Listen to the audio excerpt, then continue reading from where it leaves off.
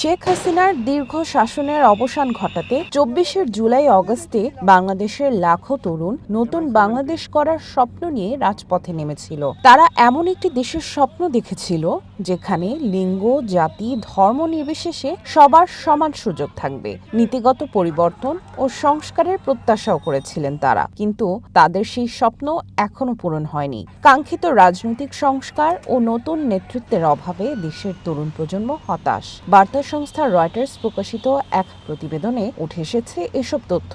ঢাকার ৩০ বছরের কম বয়সী অন্তত ৮০ জন শিক্ষার্থীর সাথে কথা বলে এ প্রতিবেদন প্রকাশ করেছে গণমাধ্যমটি।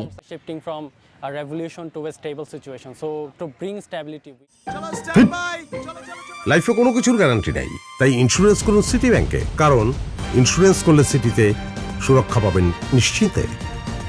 রয়টার্স জানাচ্ছে, তরুণদের বেশিরভাগই একটি অবাধ নির্বাচনে ভোট দেয়া নিয়ে উচ্ছ্বসিত, কিন্তু প্রার্থী তালিকা নিয়ে গণমাধ্যমটির কাছে হতাশা প্রকাশ করেছেন জেনজিরা। বাংলাদেশে ২০০৮ সালের পর এই প্রথম শেখ হাসিনাকে ছাড়া নির্বাচন হতে চলেছে। হাসিনাকে ক্ষমতাচ্যুত করার আন্দোলনে যে তরুণ সমাজ নেতৃত্ব দিয়েছিল, আসন্ন সংসদীয় নির্বাচনে তাদের একটি বড় অংশই এখন বিকল্পের অভাবে পুরনো রাজনৈতিক দলগুলোর দিকে ঝুঁকছে বলে জানাচ্ছে রয়টার্স। বিশ্লেষকরা রয়টার্সকে জানান, কার্যকর কোনো রাজনৈতিক বিকল্প গড়ে না ওঠায় নির্বাচনী লড়াই এখন মূলত বাংলাদেশ জাতীয়তাবাদী দল বিএনপি এবং ইসলামপন্থী দল বাংলাদেশ জামায়াতে ইসলামের মধ্যেই সীমাবদ্ধ। এছাড়া অন্তর্বর্তী সরকার যে সংস্কারের বুলি শুনিয়ে ক্ষমতা এসেছিল তার বেশিরভাগই পূরণ হয়নি। বড় কোনো কাঠামোগত সংস্কার এখনো দৃশ্যমান না, যে কারণে জনমনে অসন্তোষ রয়েছে বলে জানিয়েছে গণমাধ্যমটি।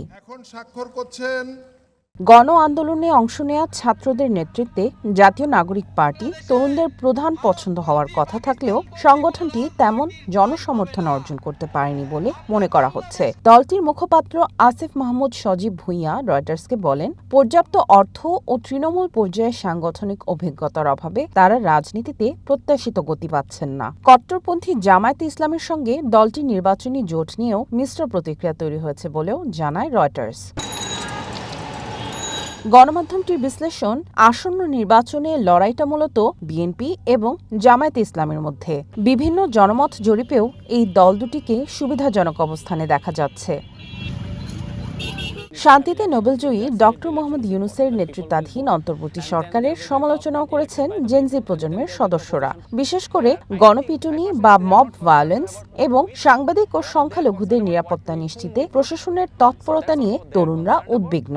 রয়টার্সের কাছে তারা অভিযোগ করেন, সহিংসতা রোধে অন্তর্বর্তী সরকারের কার্যকর পদক্ষেপ চোখে পড়ছে না। সেটা আসলে হচ্ছে না আর কি। এত সংশয় থাকা সত্ত্বেও নির্বাচনে তরুণদের অংশগ্রহণের হার রেকর্ড পরিমাণ হতে পারে বলে ধারণা করছে রয়টার্স। বাংলাদেশ ইউথ লিডারশিপ সেন্টারের একটি জরিপ তুলে ধরে গণমাধ্যমটি বলছে, ১৮ থেকে ৩৫ বছর বয়সীদের মধ্যে ৯৭% ভোট দিতে আগ্রহী। আর রাজনৈতিক বিশ্লেষকরা বার্তা সংস্থাটিকে বলেন, বাংলাদেশের ভঙ্গুর অর্থনীতি ও রাষ্ট্রীয় প্রতিষ্ঠানগুলোকে পুনর্গঠনের একমাত্র উপায় স্থিতিশীল ও গণতান্ত্রিকভাবে নির্বাচিত সরকার। সামিয়া জান্নাহ, ওয়ান ইন্টারন্যাশনাল ডেস্ক।